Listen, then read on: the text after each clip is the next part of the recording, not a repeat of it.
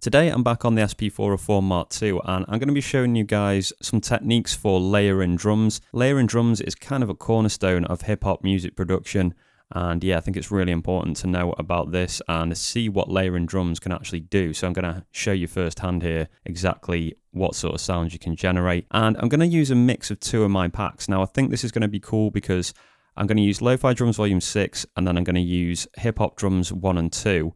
And the reason I'm going to do this is because Hip Hop Drums 1 and 2 are sampled from actual breaks and records, and I think that acoustic kind of sound and that character is going to be really nice to overlay the drums from Lo-Fi Drums Volume 6. So I've got a kick, snare and a hi-hat here, really basic stuff.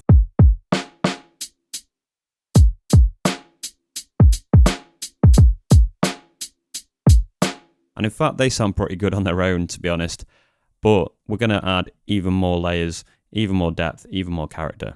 So what I'm going to do is go ahead and import some drums from those other packs that I mentioned. And by the way, they're all available through the links in the description, or just go straight to spvids.com.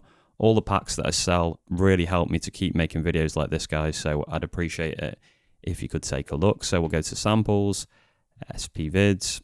Let's start in Hip Hop Drums Volume 1. I'm going to find a kick.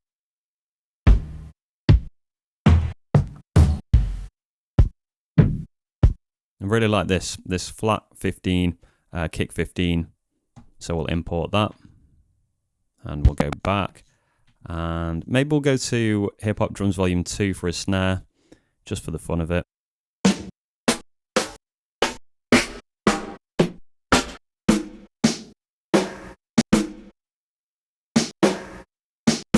Kind of like the snare too, so we'll import that. And then we need a hi-hat as well. Now, the hi-hats are the hardest thing to layer together, I think. We'll stay in Hip Hop Drums Volume 2 for this, and this hat 10 is actually kind of the thing that I'm looking for, so we'll import that as well. Now, obviously, if you want to, you can go ahead and sample your own records and songs and drum breaks to get your own sounds, but the packs just make it a lot quicker and easier. I've basically done all the hard work for you already. So now we've got two layers of drums. Those from Lo-Fi Drums Volume 6 and those from Hip Hop Drums Volume 1 and 2. Now you can hear tonally and character-wise they sound very, very different.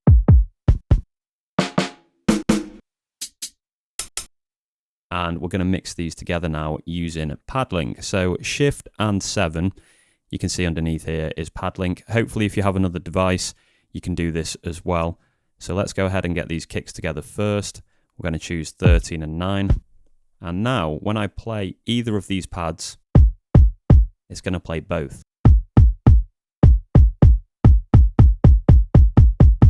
Exactly the same sound, it doesn't matter what pad you press. That sounds way beefier already. Really like the sound of that kick straight away. We'll do the snare next. Get those together, and we'll do the hats while we're here as well. So now,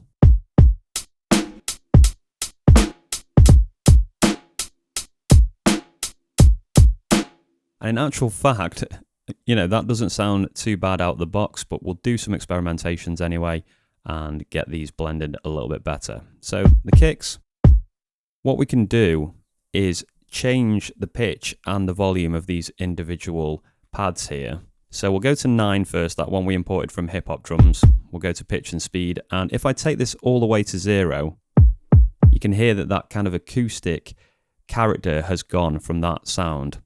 So we can just slowly bring that in.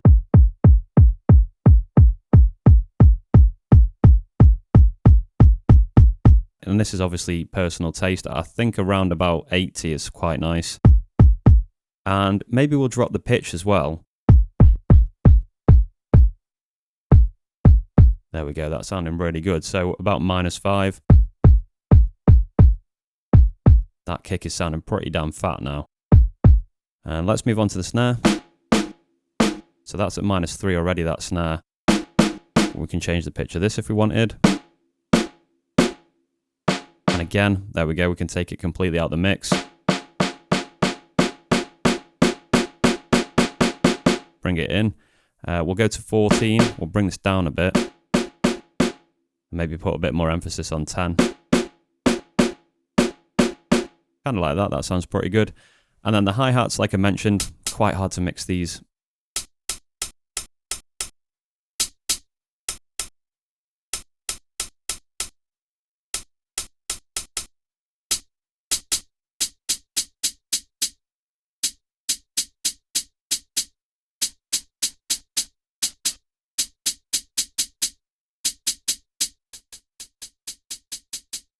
You can just experiment with your own sounds, getting them how you want them to sound. So there we go. I've kind of mixed those together using a combination of pitch and volume.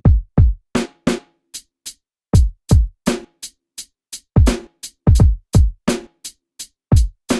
we've got a nice blend there, a really nice blend of the acoustic sound and the sort of fatness of Lo-Fi Drums Volume 6 as well. I think that sounds really, really good.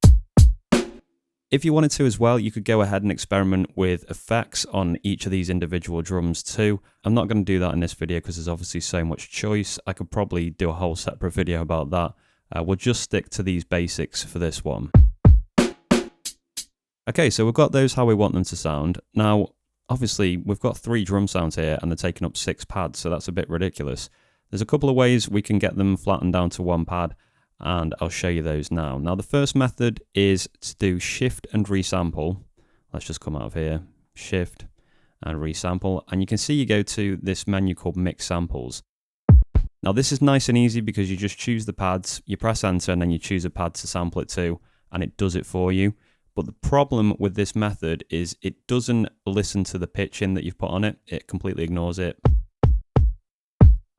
So you can hear they sound completely different because the pitching hasn't sampled across. I'll just delete that.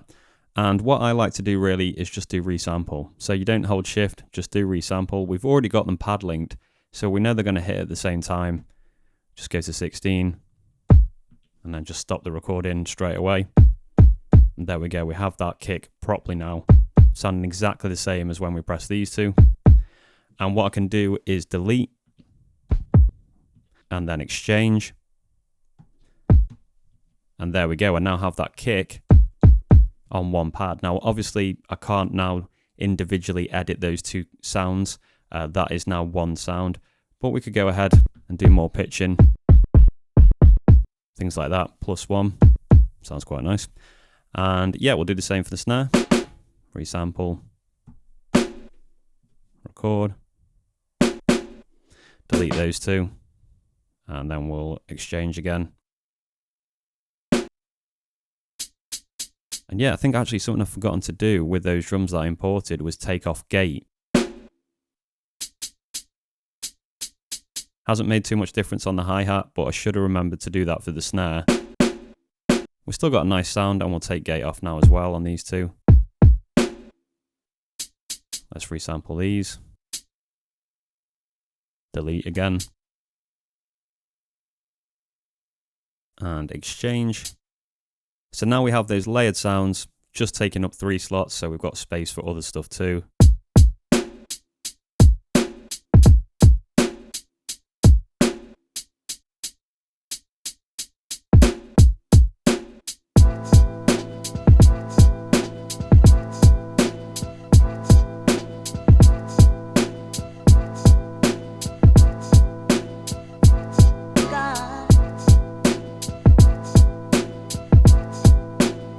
There you go, there's an example of them being used under some chops. The snare, I think, needs a little bit more punch, so what we could do is just use isolator.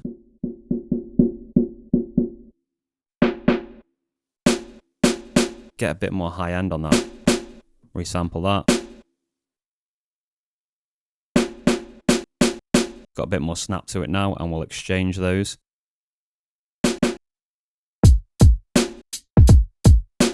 Yeah, that sounds a little bit nicer. We need to take gate off again. I keep forgetting to do that. There we go, we've got that nice tail now.